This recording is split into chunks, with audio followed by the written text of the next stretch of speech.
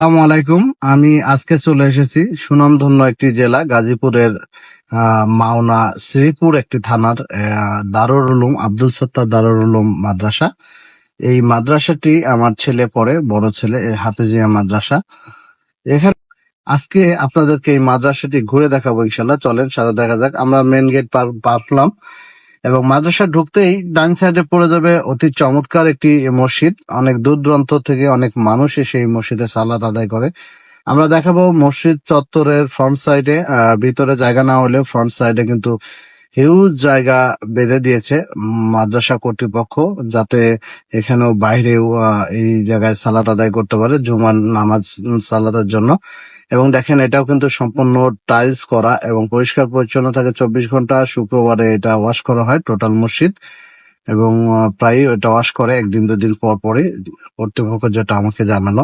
মসজিদের ফ্রন্ট সাইডটা এরকম দেখতে, হিউজ মানুষ এই জায়গায় সালাত আদায় করতে পারে একসাথে। এবং আমরা দেখাবো আপনাদেরকে ইনশাল্লাহ ভিতরে ঘুরে ঘুরে। মসজিদের মিনার গুলা দেখেন, কি বড় মিনার, অনেক সুন্দর গেট। মসজিদের গেট দেখলে মন ঝুরিয়ে যায়। সাথে আছে আমার ছোট্ট ছেলে আব্দুল্লাহ, ঘুরে দেখছে আমার সাথে সাথেই। আপনাদেরকে ঘুরে দেখাচ্ছি ইনশাল্লাহ। আমরা ঢুকবো মসজিদের ভিতরে, কি পরিবেশ আপনাদেরকে দেখাই। মসজিদের ভিতরেও কিন্তু আসলে মসজিদের ভিতর না, ভিতর আরো ভিতরে আমরা দেখাই দুইটা পার্ট। এটা সামনের একটা চত্বর, এরপরে এই গেট দিয়ে ভিতরে ঢুকলে আমরা দেখাবো আপনাদেরকে ভিতরেও আর একটা চত্বর আছে, যেখানেও ফাঁকা মাঠের মতো দেখা যায় এবং ওখানে প্রচুর মানুষ একসাথে সালাত আদায় করতে পারে। ইনশাল্লাহ চলেন দেখা যাক ভিতরে কি দেখা যায়।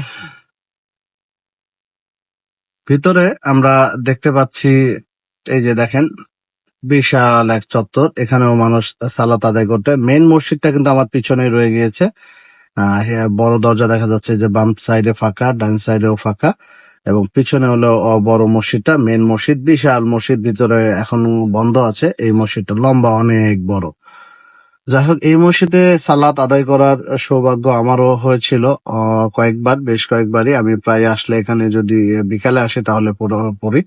সেই সাথে আমরা এখন দেখাবো আপনাদেরকে মসজিদের কিন্তু আলাদা হচ্ছে অজুখানা আছে। সেই অজুখানাটাও চমৎকার।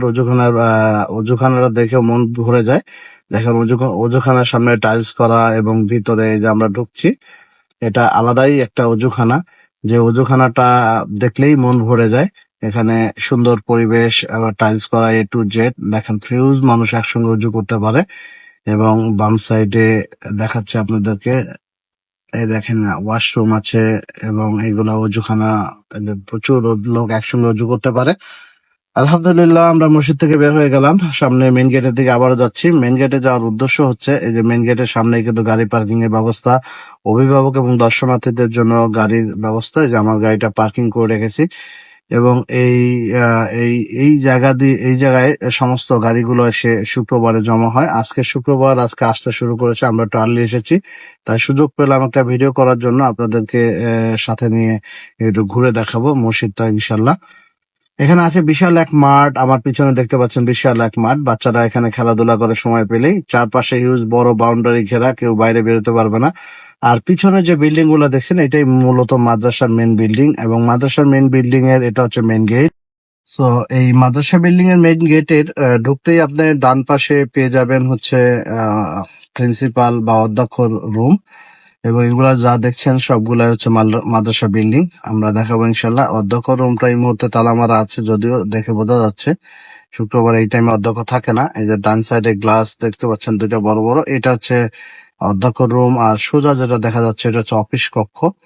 এবং বাম সাইডে আপনাদেরকে দেখাবো, এখানে বাম সাইডে দেখাচ্ছি আপনাদেরকে, এই যে এটা হচ্ছে মাদ্রাসার স্টেশনারি। আপনি এখান থেকে বাচ্চার জন্য অনেক কিছু ক্রয় করতে পারবেন। যাই হোক, এটা হচ্ছে ভিতরের পরিবেশ। সিঁড়ি আছে 3 তলা পর্যন্ত মাদ্রাসা, এবং এই যে আপনাদের দেখাই যে এটা হচ্ছে প্রিন্সিপাল কক্ষ, এবং এদিক দিয়ে আসতে হয়। এবং এটা হচ্ছে আমাদের অফিস কক্ষ। এখানে সাধারণত প্রতি মাসে স্যালারি বা ভর্তি সংক্রান্ত কাজ কামগুলো এই মাদ্রাসার এখানে হয়ে থাকে। আমরা একটু আপনাদেরকে দেখানোর চেষ্টা করবো অফিস কক্ষটা দেখতে কেমন। যেখানে অ্যাকাউন্ট সেকশন, এই যে অ্যাকাউন্ট সেকশনটা এরকমই দেখতে হয়। সোফা আছে সামনে, এবং এটা মাদ্রাসার ভিতরের পরিবেশ। ডান সাইডে খাবার ঘর আলাদা, এবং আপনাদেরকে দেখাবো আমার সামনে। এই যে দেখেন, দুই সাইডে বিল্ডিং, একটা করে রুম, 15 জন করে বাচ্চা এক একটা ক্লাসে পড়ে, এক একটা রুমে থাকে সেপারেট। খুবই সুন্দর পরিবেশ। আশা করি আপনাদের এই ভিডিওটা ভালো লেগেছে এবং সাথে থাকবেন বুলবুল ব্লগস এর প্রতিনিয়ত। আমরা চেষ্টা